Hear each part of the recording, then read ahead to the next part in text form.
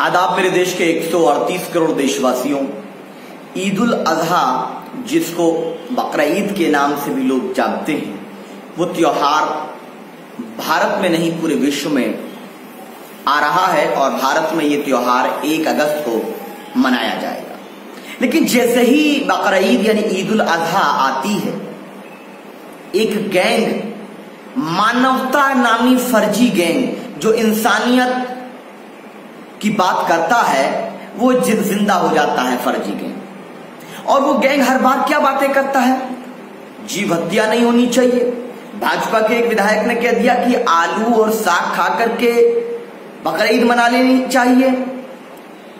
एवं कोरोना काल में उसके विपरीत 5 अगस्त को प्रधानमंत्री श्री नरेंद्र मोदी जी 200 लोगों के साथ भूमि पूजन करने वाले हैं। एक तरफ 200 लोग एक साथ नमाज नहीं अदा कर सकते, ये गाइडलाइन है। तो ये जो डिफरेंस क्रिएट किया गया है, ये भारत के संविधान के आर्टिकल 25, आर्टिकल 14 और आर्टिकल 19 के खिलाफ है।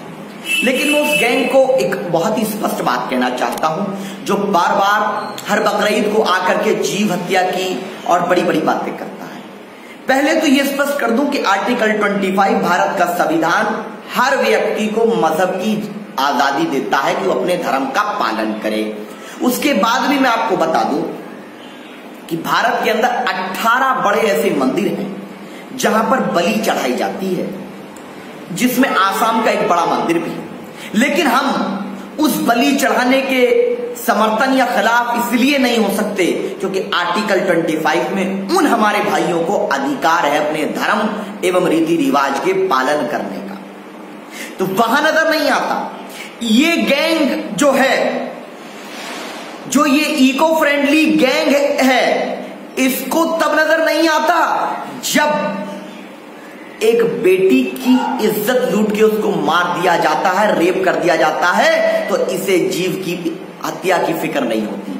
जब बेगुनाहों को, रोहित वमुला को मार दिया जाता है, उत्तर प्रदेश में गुज्जर समाज के लोगों का एनकाउंटर हो जाता है कई जगह पर फर्जी तरीके से, ब्राह्मण समाज का उत्पीड़न कई जगह हो जाता है, बीसी समाज का होता है, उनकी हत्या कर दी जाती है, बॉडी पड़ी हुई है सड़कों पर, तब इन्हें जीव हत्या नजर नहीं आती। और जो कह रहे हैं कि बकरे की जगह केक काटो, मैं और उनसे सिर्फ इतना ही कहूंगा कि मैं तो बकरे का भी नाम केक रख लूंगा। जब मेरे मजहब ने कुर्बानी के लिए हलाल जानवर मुझे बता दिए कि इस जानवर की इस तरीके से कुर्बानी होगी, जब मुझे सुन्नते इब्राहिमी का तरीका नबी करीम सल्लल्लाहु अलैहि वसल्लम ने बता दिया और जिस पर चलने की आजादी भारत का संविधान देता है, तो मैं क्यों किसी की बात मानूंगा?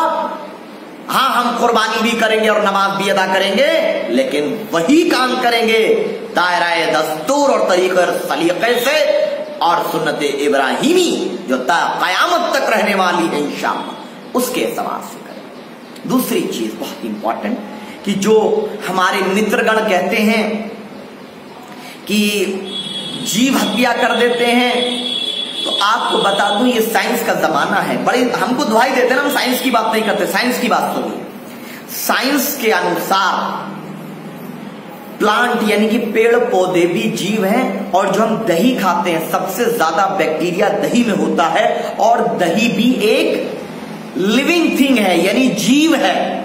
तो एक जीव हत्या करके, आपके अनुसार हम उसको जीव हत्या नहीं कहते, हम उसको कहते हैं कुर्बानी।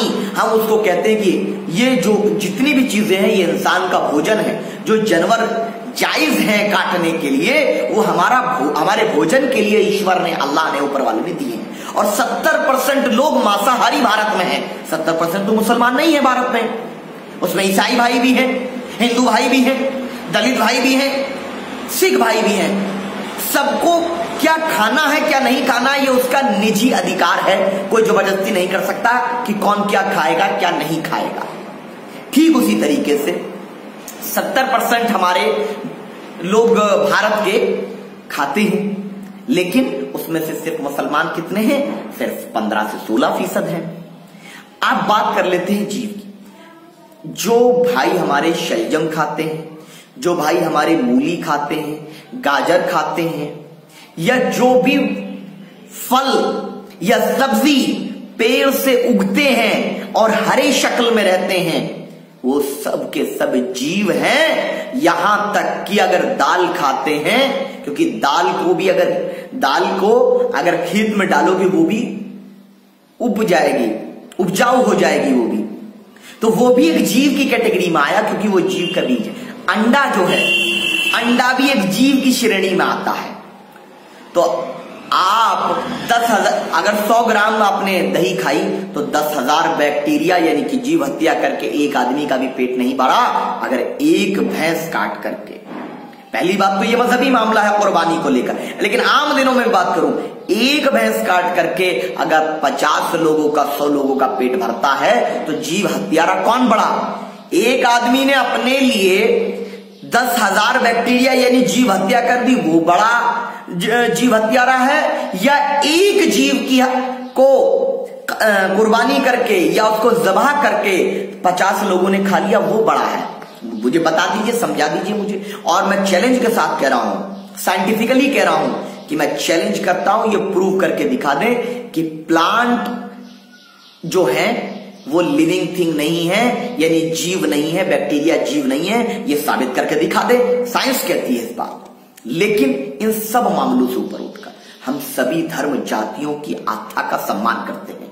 अगर 18 बड़े मंदिरों में बलि चढ़ाई जाती है, हमें आपत्ति नहीं, लेकिन ये गलत है कि नरेंद्र मोदी जी तो अयोध्या जा सकते हैं, लेकिन मैं नमाज पढ़ने क्यों नहीं जा सकता? इस देश में जितना अधिकार नरेंद्र मोदी जी को भारत का संविधान देता है, उतना ही अधिकार शादाब चौहान को देता है, उतना ही अधिकार आपको, हम सबको देता है कि हम अपने अपने धर्म जाति पर हमें गर्व होते हुए अपने धार्मिक परंपराओं का पालन करें। ये हमारा संवैधानिक अधिकार है। लेकिन कोरोना काल में कोरोना की नाकामी छिपाने के लिए, चाइना की नाकामी छिपाने के लिए, जो चाइना कब्जा करके आज भी बैठा है, और कोरोना के 14 लाख केसेस और 32,000 से ज्यादा मेरे भारतवासियों की मौत, उसके ऊपर नरेंद्र मोदी जी कभी काम की बात नहीं करते, खाली मन की बात करते। अभी क्यूरेटिव पिटीशन बाबरी मस्जिद के मामले में हमारी पेंडिंग है अभी सुप्रीम कोर्ट में। आपको इतनी जल्दबाजी क्यों हो गई? लेकिन आपसे भी कहूंगा कि ये बात मेरी दूर तक सब लोगों तक पहुंचा दें कि बकरा ईद का कोई फोटो वीडियो जो जानवर ज़िबा करते हैं, इन दिनों नहीं, मैं हमेशा से अपील करता रहा हूं, ईद और एक वीडियो भी डालूंगा कि कोई फोटो वीडियो सोशल मीडिया पर कहीं ना डालें, और इस वीडियो को शेयर करें उन लोगों तक जो गैंग रोज उठ करके बात करता है कि जीव हत्या जीव हत्या। जब अखबार में हम पढ़ते हैं कि बेटी ने मां का कत्ल कर दिया, बेटी ने बाप की हत्या कर दी, भाई ने भाई की हत्या कर दी, कारोबार की वजह से हत्या कर दी, एक बहन की इज्जत लूट ली गई, जब ये गैंग नहीं जागता, ये गैंग को परेशानी जीव हत्या से नहीं, इस गैंग को परेशानी भारत के संविधान से है, उस संविधान से जिसकी वजह से आज हर धर्म के लोगों को आजादी मिली है। आइए मिलकर के हम कहेंगे, हम बकरा ईद मनाएंगे, बिरयानी कौरमा खाएंगे, गाइडलाइन का पालन करेंगे और करवाएंगे, लेकिन गाइडलाइन कोरोना के संबंधित, कुर्बानी के संबंध नहीं। कुर्बानी का तरीका 1400 साल पहले हमें आकाए दो जहां ने बता दिया है। हमें कुर्बानी का तरीका नहीं सीखना है सरकार से। हाँ, लॉकडाउन का जो कोरोना की गाइडलाइन है उसका सभी भारतवासी पालन कर रहे हैं, लेकिन कलबुर्गी में धार्मिक आयोजन हो सकता है, जगन्नाथपुरी की यात्रा हो सकती है, गंगा स्नान हो सकता है, एक जगह कांवड़िए एक छोटी कांवड़ यात्रा भी हुई, तो फिर और अयोध्या में जा ही रहे हैं प्रधानमंत्री जी, तो फिर क्यों ना 100-150 लोगों को सोशल डिस्टेंसिंग के साथ हर मस्जिद में और जगह पर नमाज पढ़ने की भी अनुमति मिलनी चाहिए। क्या परेशानी है? क्योंकि अभी कोरोना की कोई दवाई तो मिली नहीं। आपने ताली बजाई, कुछ नहीं हुआ। अब तो एक नई आ गई साध्वी प्रज्ञा ठाकुर, बोल रही है हनुमान चालीसा पढ़ो तो कोरोना भाग जाएगा। ऐसे जोकरों की फौज इकट्ठा हो गई।